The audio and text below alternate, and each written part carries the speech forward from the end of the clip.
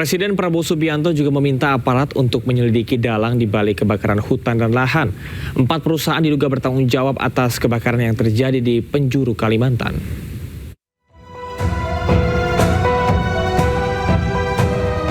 Kebakaran hutan dan lahan di Kalimantan terus meluas.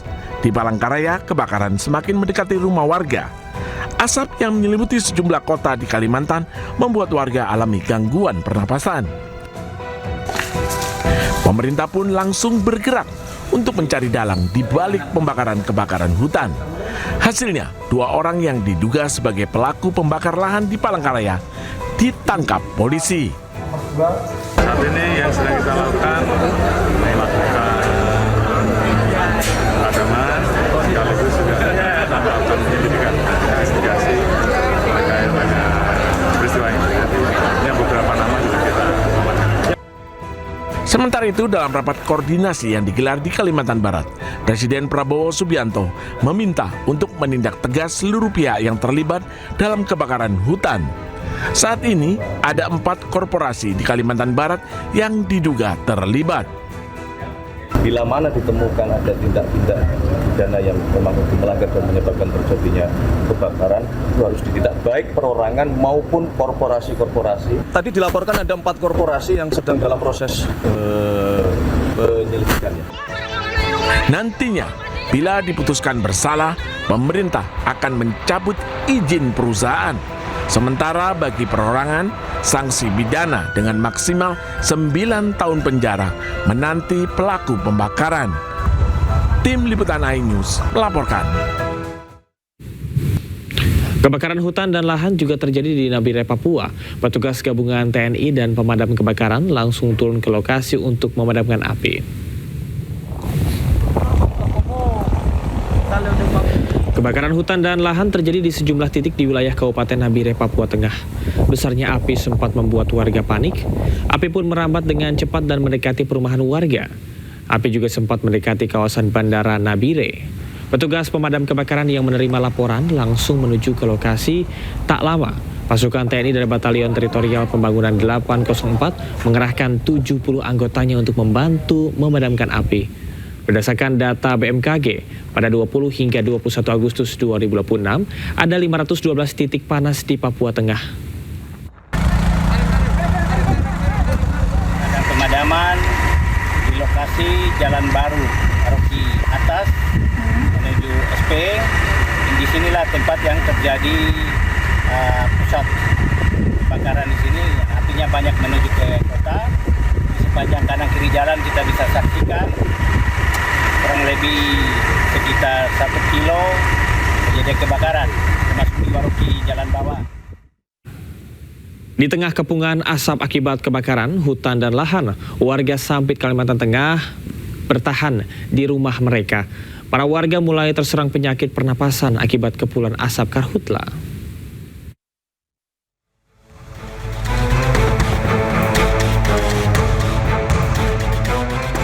Bertahan hidup di tengah kobaran api dan kepungan kabut asap tebal dialami warga di Jalan Kaca Piring Barat Sampit, Kabupaten Kota Waringin Timur, Kalimantan Tengah. Warga terdampak yang tetap bertahan mengaku mengalami sesak napas. Sudah 5 hari lamanya petugas gabungan terus melakukan upaya pemadaman, namun api tak juga kunjung padam. Padahal rembetan api terus bergerak mendekati kawasan permukiman warga. Pertama gejala sesak napas, sering flu-flu, jalannya. Sakit kepala mungkin sakit kepala, pokoknya intinya sesak napas lah. Situasi yang sama juga dirasakan warga lainnya di kawasan ini meskipun kabut asap terasa lebih tipis. Warga tetap berjaga-jaga secara bergiliran selama 24 jam penuh. Sebab sisa pembakaran yang terbawa angin kerap menyulut ranting kering hingga sangat rentan terbakar. Karena warung standby kadang tiba-tiba api yang dari sana bisa melompat ke sebelah, bisa begitu. Karhutla yang terjadi di Kabupaten Kota Waringin Timur saat ini adalah yang terparah sepanjang tahun 2026. BPBD setempat mencatat luas lahan yang terbakar sudah lebih dari 1.400 hektar. Luasan itu dipastikan akan terus bertambah mengingat karhutla masih terus terjadi dan titik-titik baru semakin bertambah. Dari Kabupaten Kota Waringin Timur, Kalimantan Tengah, Normansyah, iNews melaporkan. Barreskrim Polri menetapkan 72 tersangka kebakaran lahan dan hutan di 9 provinsi. Selain itu juga sudah diterbitkan 89 laporan polisi di 9 polda. Kami telah menerbitkan kurang lebih 89 laporan polisi yang tersebar di 9 polda, yang mana semua kami laksanakan kegiatan tersebut. Kami asistensi untuk memastikan bahwa proses penyelidikan dan penyidikan itu berlangsung secara profesional tentunya. Yang pertama adalah Polda Riau, rekan-rekan sekalian, Polda Kalbar, Polda Sumsel, Polda Jambi, Polda Kalteng, Polda Kalsel, Polda Kaltim, Polda Aceh, dan Polda Kaltara.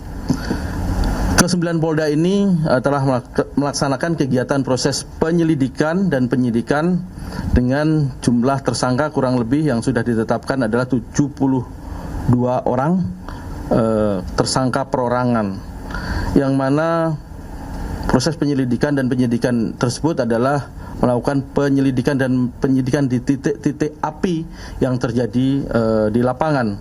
Setelah tadi ada hotspot, kemudian dicek, ternyata benar ada kebakaran, dan kebakaran itu patut diduga adanya kesengajaan pembakaran oleh pihak-pihak ataupun orang-orang yang ada di lokasi.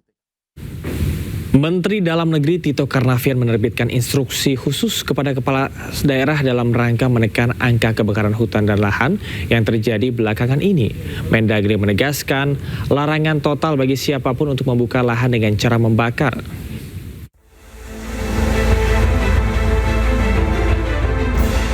Menteri Dalam Negeri Tito Karnavian menekankan aturan pelarangan buka lahan dengan cara membakar yang berlaku bagi seluruh kepala daerah, mulai dari gubernur, bupati, hingga wali kota. Berbeda dengan aturan sebelumnya, kini tak ada lagi pengecualian termasuk untuk alasan adat istiadat. Tito menyampaikan bahwa instruksi ini sudah diterbitkan pada 22 Agustus 2026.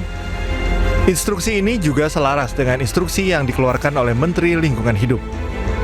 Pada pelaku kebakaran, saya sudah mengeluarkan instruksi Mendagri nomor 1 tahun 2026 yang intinya adalah melarang kepada kepala daerah, ya, bupati, gubernur, wali kota, melarang pembukaan lahan dengan cara membakar tanpa kecuali. Kalau kemarin kan ada kecuali masalah adat itu, sekarang tanpa kecuali. Ini kan situasi darurat, situasi darurat yang kita juga harus extraordinary, ya, diskresi kita harus lakukan. Tito juga mengungkap strategi pemerintah dalam menghadapi karhutlah. Di antaranya melakukan lokalisir dan pemadaman cepat pada lahan yang sudah terbakar dengan memobilisasi kekuatan dari berbagai kementerian. Tim Liputan iNews melaporkan. Sementara itu, Istana membantah adanya isu pengusaha Andi Syamsuddin Arsyad atau Haji Isam ditunjuk menjadi koordinator menangani kebakaran hutan dan lahan.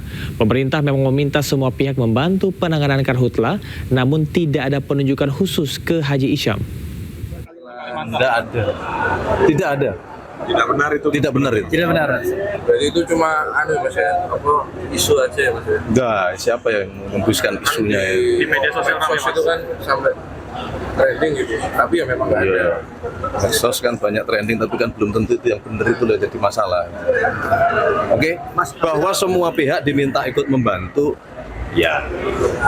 Tapi kalau menjadi koordinator ya, itu tidak kan, kewenangannya bukan di situ.